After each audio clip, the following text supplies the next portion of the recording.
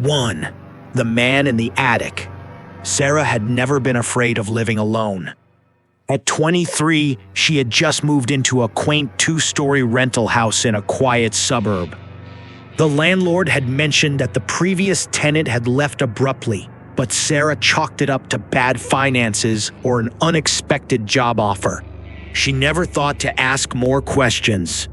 The first few nights in the house were peaceful, except for the occasional creak of the old wooden floors. But one night, as she lay in bed, she heard it, a soft, deliberate shuffling sound above her head. The attic! Her pulse quickened, but she reassured herself.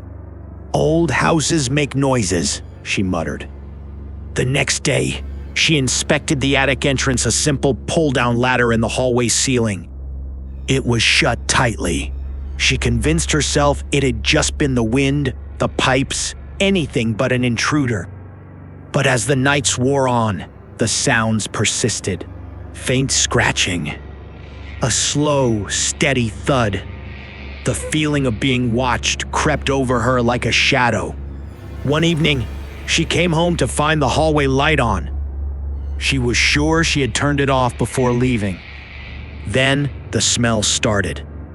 A sickly, sour odor drifted through the house, clinging to the air like decay. She searched every corner for the source, but found nothing.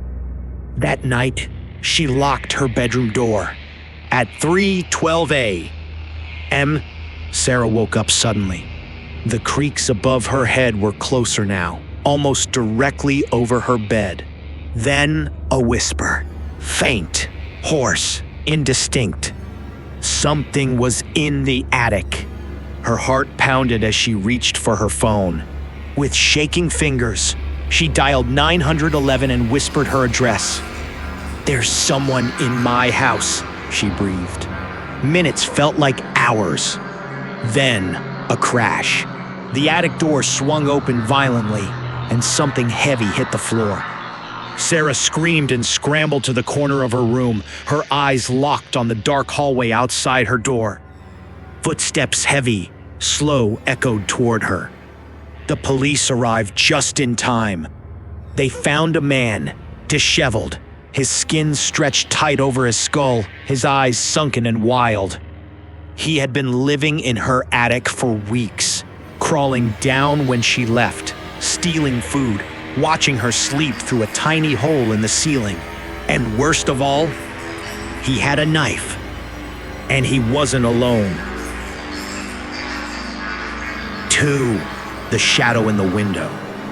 Elliot had never believed in ghosts. As a rational man, he preferred facts over superstition. So when he took a house-sitting job for a wealthy couple in an old Victorian home, he wasn't worried about creaky floorboards or flickering lights. The first few days were uneventful. But on the third night, as he sat in the study reading, he felt an odd sensation like something was watching him. He glanced toward the bay window, expecting to see a raccoon or stray cat outside. Instead, he saw it. A shadowy figure, barely visible, standing just beyond the glass. Unmoving, staring. Elliot's breath caught in his throat. He flicked on the porch light, but when he looked again, the figure was gone. Brushing it off as a trick of the light, he went to bed. But as he lay there, a soft tap, tap, tap sounded against the bedroom window.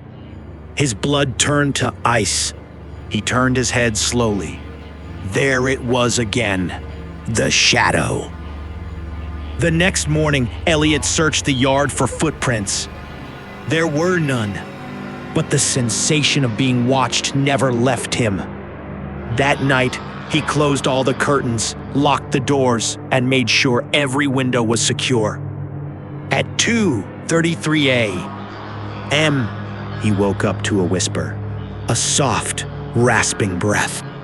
It was inside the house. His heart pounded as he reached for his phone. Then he saw the dark shape looming at the foot of his bed, motionless, featureless. The next morning, the homeowners returned to find Elliot huddled in the closet, his eyes wide with terror, his hair turned completely white. They never saw him again. 3. The man under the bed. Lena was babysitting for the Johnsons, a nice couple with 2 small children.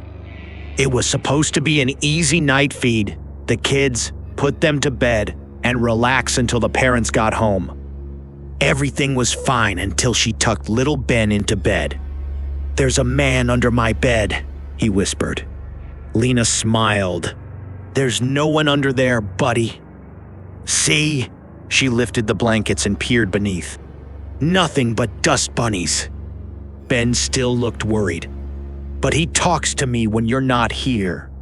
A chill ran down her spine. "What does he say?" she asked hesitantly.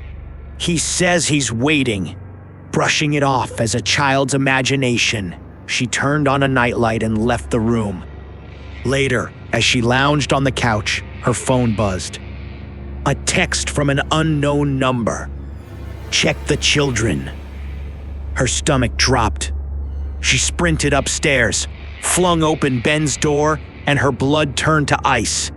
The closet door was wide open, and inside, peering out from the darkness, 2 gleaming eyes. Lena barely had time to react before the figure lunged. She screamed and fell backward, scrambling for the door as the man who wasn't supposed to be there crawled out, his fingers dragging across the floor. She slammed the door and ran, dialing 911 with shaking hands. The police arrived within minutes, but by then, the man was gone. They searched the house and found the attic entrance had been pried open from the inside. Scattered across the attic floor were candy wrappers, children's drawings, and a knife. Ben never spoke about the man under the bed again, and neither did Lena.